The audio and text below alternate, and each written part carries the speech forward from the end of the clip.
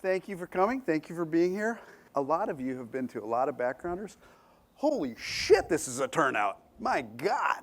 I mean, usually we're in the Dome or in Connor or something like that, and we have like 15 people. So this is, it's quite humbling that you guys want to come here and see our new sticker packages. The reason that we're doing it out here, it's very difficult for the team, so they did an amazing job to pull this off. It's very easy to do it in the Dome. It's contained and everything. The reason we're doing it different is we know that what you do has changed a lot. You all have a content beast to feed. And when we do them in the Dome, it's quick, and you got the press release, and there's not enough time to interact with the actual people that built the cars and look at the, the cutaway and do all that and create your content. So we wanted to come out here, we wanted to sweat our asses off, but give you the time with everybody that actually did this so you can create that content and feed that beast, because we know at the end of the day that's what's going to be important to you. So we're going to keep the corporate stuff to a minimum, other than some slides from me. You can't have a corporate event without some slides. But at the end of the day, we know that aside from your content, the only thing that matters for us, the only thing that makes the real difference is the product. I think it was probably the same week that we got the whole team back together that we started planning what you're going to see today. And honestly, it has been really hard to keep it a secret. Not because of the Three Amigos leaks. It's been really hard to keep it a secret because, quite frankly, we wanted to leak it. And the reason that we wanted to leak it is because we're dying to see the reaction from you guys and from the consumers. Because if I'm being honest with you, that's not ego, that's anxiety. And it's anxiety because there is no market research that's going to tell you what we're doing is a good thing. It's not even a safe bet. What we're about to show you has, honestly, it's been done before, and it has never worked. So we're really eager to see what you guys think. But we think the last time it was done, the strategy was not right. And we hope by the end of the day today, you see the way we're doing it this time, the strategy is better. And also I think the timing is absolutely critical. You guys drive new cars all the time.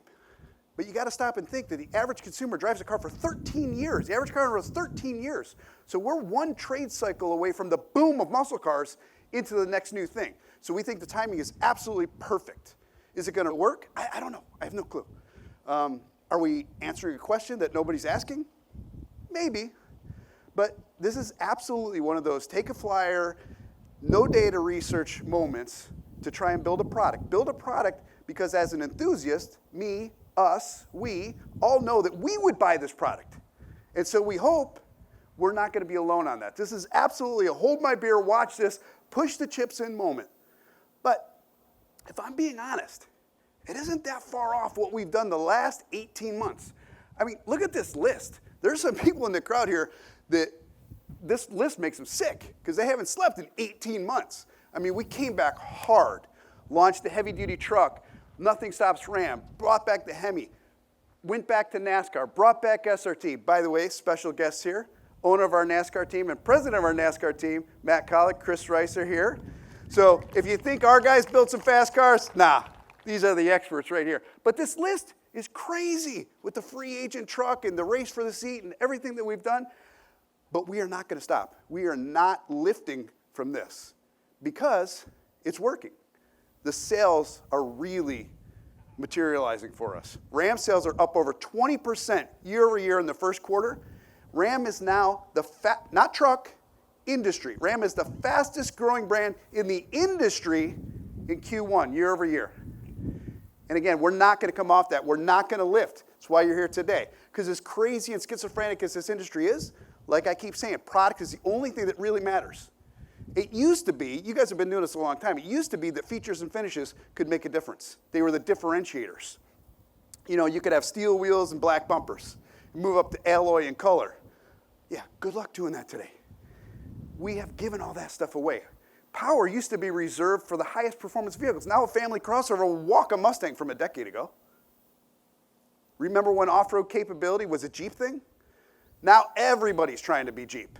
And then in the truck segment, we got into off-road trucks. Think about that 13 years. 13 years ago, how many off-road trucks were there 13 years ago? That was the next differentiator. Look at all the off-road trucks that we offer today. I think, and I'm biased of course, we have the strongest, most complete off-road lineup in the industry. Warlock, Rebel, RHO, gas and diesel power wagons, and the Apex Predator that we just announced, the TRX. Trucks used to be just work tools. Now, they're like silly putty. It's for whatever you want. They can be workhorses, they can be luxury vehicles, they can be used for off-road, and they're so natural for off-road. The question is, what do you do next? What's the next thing that became a decade and a half ago? Now, as an industry, and us as well, we've played around in the on-road space with trucks. You see them here. But no one has ever really fully committed and called the market like we did with off-road. You remember the Little Red Express truck, the Viper truck, the Daytona truck. They were so cool. Why didn't they last? Were they bad ideas? Or were they just ahead of their time? I've always thought that there was one thing missing. There was always a disconnect in my mind. Fast trucks are really cool, but I think we can do way more because you got to think about that muscle car formula. There was something that was always consistent in that formula. Low, long hood, short deck, and ideally wide. It delivered the right proportions that just visually represented, regardless of what the powertrain was, it visually represented what muscle was. It just looked like something powerful. But trucks, they sit high, they have long beds, flat sides. It makes it way harder to communicate that muscular proportion. It's so much more challenging. But if you look at the Little Red Express, we accomplished it back then. Short bed, step side. That thing had 225 horsepower, but it screamed muscle just looking at it.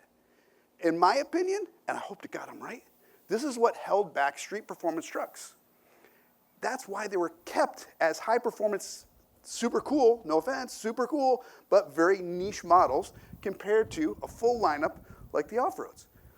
It was always a half step. These were always half steps. So we tried to test it. We tried to find out, okay, was it really a half step?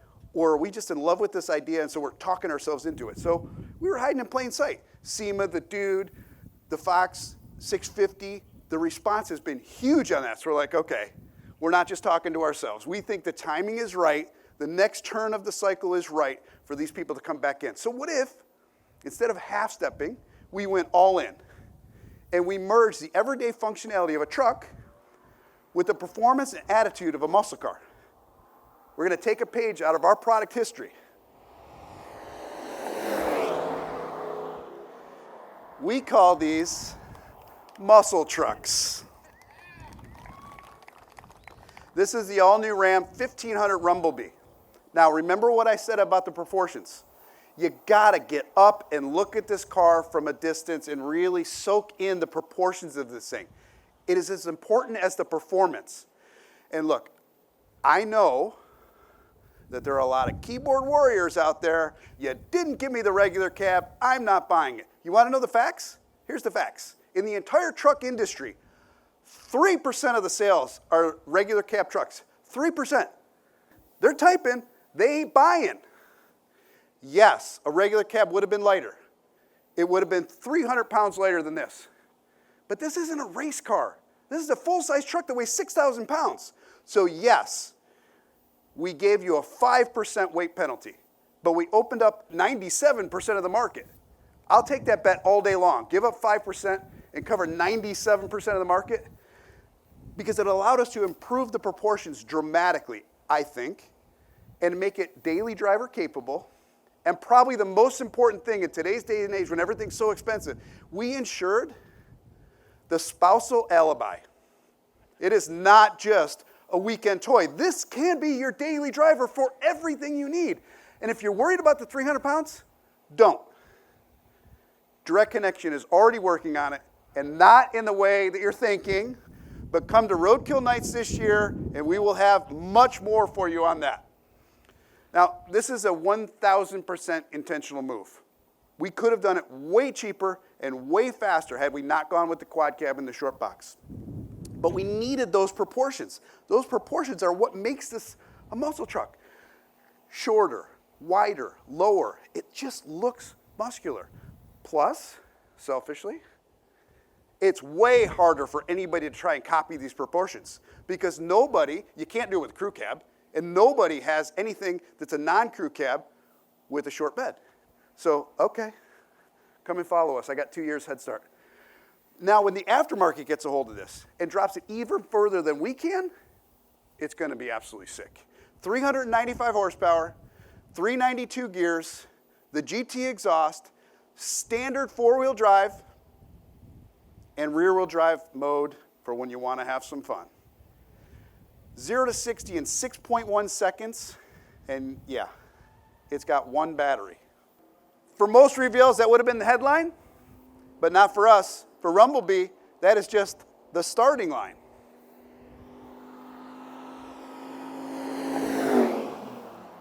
This is the one that nobody sees coming. And everything that you're going to see today, even that isn't the finish line. So the next gear we're pulling, the same as the short bed and the quad cab, is something that we've never done before. 392 in a light duty.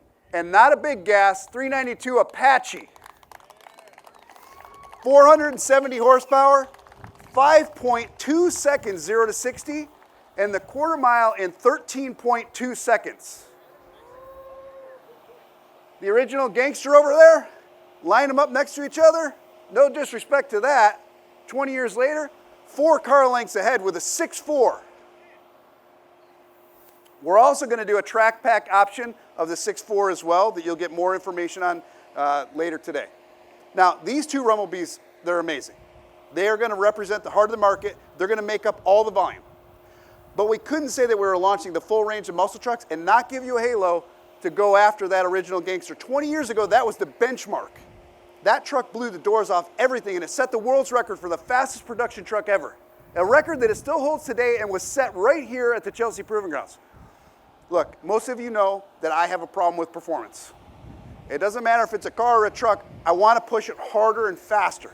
Now luckily, based on this crowd, I'm not alone. And we're already calling this the new king because we have already smoked the 154 mile an hour record, and we are pushing like hell to get to 170. It's not often that a brand delivers a halo truck worthy of the SRT badge. Now you have 2 of them, the TRX and this.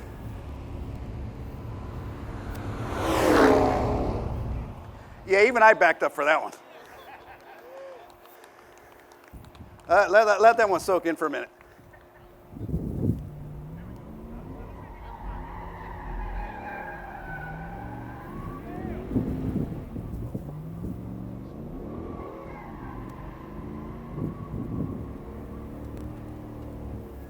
Yeah, that's what's next for trucks right there. Supercharged 6.2 Hellcat, 777 horsepower, 0 to 60 in 3.4 seconds, and the quarter in 11.6.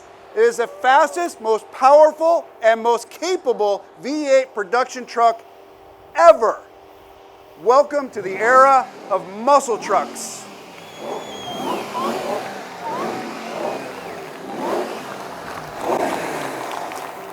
Hello, everybody. I'm Mark Trossel. I have the privilege of leading our Ram, SRT, and Mopar design teams.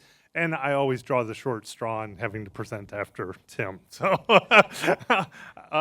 but in all seriousness, it's awesome to be out here today. And just a little backstory. Those 3 trucks, I was involved, not the Express truck, I was 7 years old when that came out, but the SRT 10 was actually the first SRT I sketched, so I drew that truck. So it's really special for me to be on this side of my career and doing something that's really taking it to the next level. It won't be my last SRT product either. But, you know, and just share with you another little story. Shortly after Tim's return, I remember being in the studio one afternoon with him. We have what we call the couch, and we were talking about these trucks, what they could be, talking about muscle vehicles, you know, what makes the soul of these vehicles, and what could we do, and how could we do it with this? And you heard Tim really emphasize proportion, and design is really all about proportion. So taking 13 inches out of the overall length of this vehicle using the 5.7 box with the quad cab, it really changed the proportion. The vehicle's 88 inches wide. So, you know, I often talk about vehicles having a presence on the road. this truck really, really has that presence in the proportion alone. And I think it's menacing. And to take that menacing look to the next level with the 6.2, we created a new front fascia for it. And SRT is all about form and function, and I love that. And so we wanted to maximize the air intake on it, but still create something that is really going to intimidate people in their rearview mirrors with this mouth, but fully functional, flanked by 3 LEDs on either side of it. We've dipped the wheel flares, the grill surround in it. We have an integrated front splitter with a black accent. There'll be no shipping guards on this, if you know. And we've spent a lot of time with our aero colleagues as well, developing the stability of this truck with the front splitter and the rear spoiler as well. The rear spoiler will actually go down with the tailgate as well. So if you want to haul some hay or some furniture really fast, you'll still be able to do that, getting things in and out very easily. And Marty will go through a little bit of the aero a little bit further on that as well. We have our marker lights you see as well. That's something that certainly is a staple for this truck because of the width of it, but it also adds to that menacing quality and really does help exaggerate the width of this vehicle here. On the rear of the vehicles, you'll notice we've got Rumblebee badges on them, and they're color-coded based off of the engine as well. So take a look at that when you come up. And then just to point out the 2 other trucks, the 5.7 and the 6.4, the graphic that you see here will actually be available for our customers as well as an option, and then we'll have one as well on the 6.2. So we know that customers really like to emphasize that power of it as well. And then we've got, closing out on the wheels, 22 by 12 inch wheel here, something that we wanted to design really strong, really carry the muscle of that truck. We have a 20 by 10 inch wheel that'll be on the 5.7, and then we have a 22 by 10 as well on the 6.4. And just one last closeout, obviously to point out, we've painted the wheel flares, the accent colors. We still have our flow-through RAM on all of them. Trucks really have a cool look to them. I can't wait to see them on the road. So I'm going to turn it over to Ryan Nagodi, and he's going to take you through the interior. So thank you, everyone. Good morning, everyone. Super excited to obviously be here today. For those that don't know me, I'm Ryan Nagodi, head of interior design for our North American brands. Obviously, from an interior perspective, I'll utilize the board. It's easier for you guys to check out everything that we're packed into these trucks. It is a full lineup. I'm going to go over a few of the high levels, the keys. Overall, we're obviously starting with the crew cab, shortening that interior. So that obviously started off with really the bones of what we wanted to pack into Rumblebee. Throughout the lineup, as I'm going through, you're going to notice obviously quad cab. It's there across the board. You're going to notice performance steering wheel. We wanted to make sure the touch points were really special, really important, indicative of obviously this vehicle. That steering wheel has paddle shifters. We also have our shifter on the center console. So all of these vehicles are bucket seats with that performance shifter. And I'm going to use this opportunity to then kind of dive in a little bit throughout the trucks that you see here today. There is a 4th truck that I'll talk about that's not here, but just give you a little bit to kind of go off of. Obviously, get in these trucks later today, get a chance to see everything we've packed in. So overall, we're starting with a 12.3-inch cluster. That's standard on the trim. Again, I mentioned steering wheels, performance shifters. We actually are starting with a cloth interior. So this is a very entry-level package. It is all about the performance of this vehicle, and that's what we wanted to make sure was true throughout this lineup. And then from there, we're going to step up to the Rumblebee 392. You're going to still remain with that cloth seat. You're going to add in some power features to the driver. You're going to notice a little bit of extra creature comforts, a little bit of soft here and there, a little bit of extra yellow and gray stitching throughout, just a little bit of details. You also notice the 12-inch head unit. That comes in, whereas the 8.4 was standard on Rumblebee. And as we move on, I'm going to talk about Track Pack. So that's the vehicle that's not in front of us today. Give you guys a little chance to see. We really upped the game on this one. A little bit more performance bolstered seats. It's a leather and suede combo. Again, a lot more yellow and silver stitching throughout. Still has that 12-inch screen, but you also notice above the seat on that image That's where we get into our performance control. We have our rear-wheel drive button in that area and also our new E-spool button, all located in that area there. And then the top dog, Rumblebee SRT. I'm going to use this opportunity to kind of dive in and around the cabin to really show everything that's packed into this truck. So first and foremost, seats, high bolstered seats. This is our Natura Plus and suede interior, really super premium. You're going to notice a little bit of that B graphic detail that Mark talked about. We really have a lot of fun with the icons, and they're strewn throughout the interior and exterior. Moving on, from there, we're going to get into the shifter. So again, performance-oriented shifter. You slap it to the left-hand side, that gives you your plus and minus. You're shifting up, shifting down. Again, that is a bucket seat shifter on every truck that you're going to get in. From there, we're going to move on to that performance control, just to give you guys a better glimpse of that area. So all of these trucks come with that rear-wheel drive button that's up there, obviously 4 high, 4 auto. And to the right of that is our launch control. So a really cool performance bank, all the controls right at your fingertips. Then from there, we're going to move on to a steering wheel. Obviously, the grip is super important. Again, that is standard across the board. Our performance steering wheel, flat bottom, really nice grip to it. Metal paddles, so top and bottom, full-length metal paddles.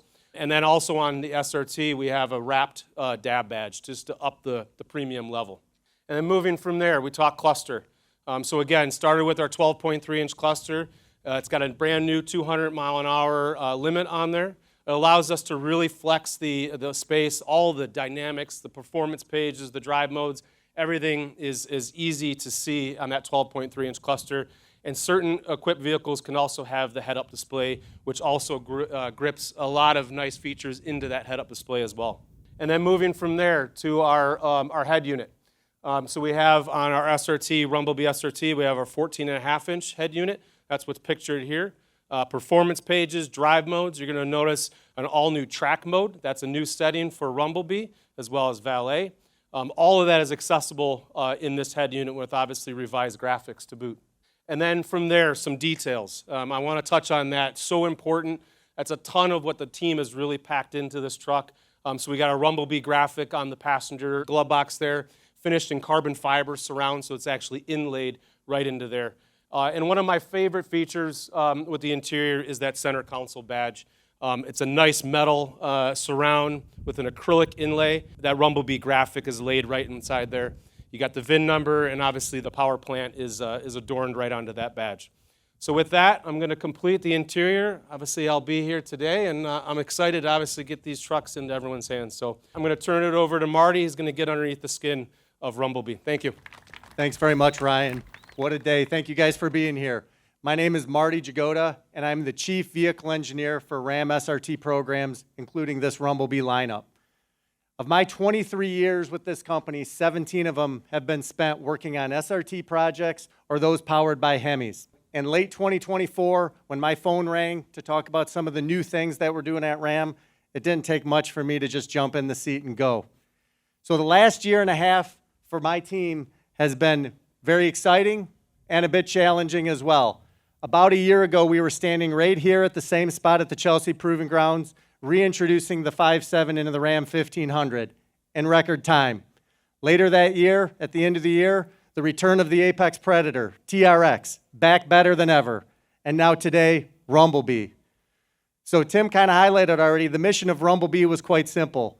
Leverage our great history to come up with something truly special, unique, and shocking.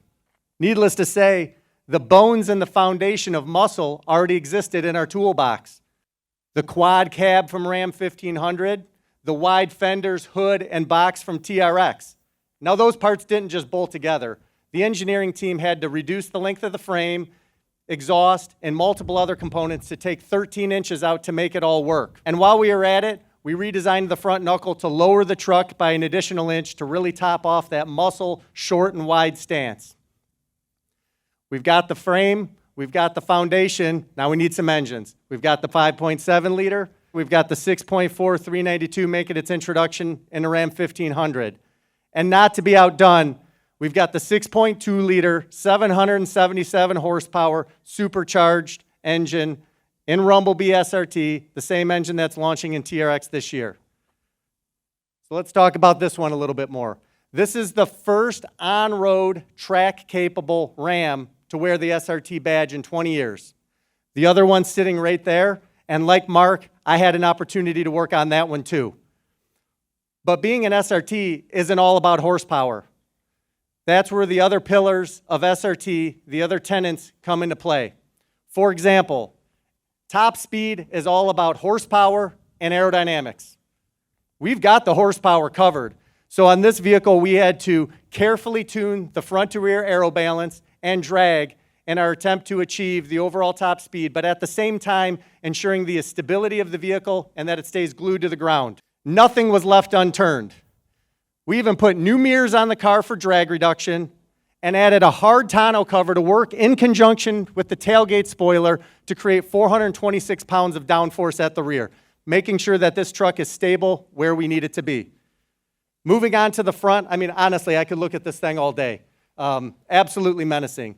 Hidden behind this grille, though, huge brake ducts, channeling airflow to the brake rotors, and a new track-capable cooling system with 50% more cooling capacity, ensuring that maximum performance can be achieved at any track at any time.